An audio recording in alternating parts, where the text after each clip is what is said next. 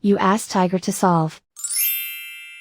This deals with linear equations with one unknown. The final result is x equals 5. Let's solve it step by step. Group all in terms on the left side of the equation. Subtract 3x from both sides.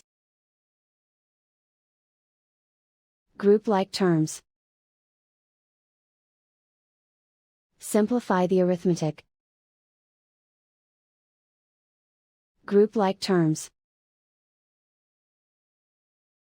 Simplify the arithmetic. Group all constants on the right side of the equation. Add 4 to both sides.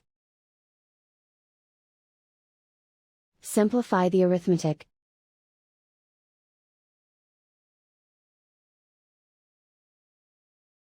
And so the final result is x equals 5.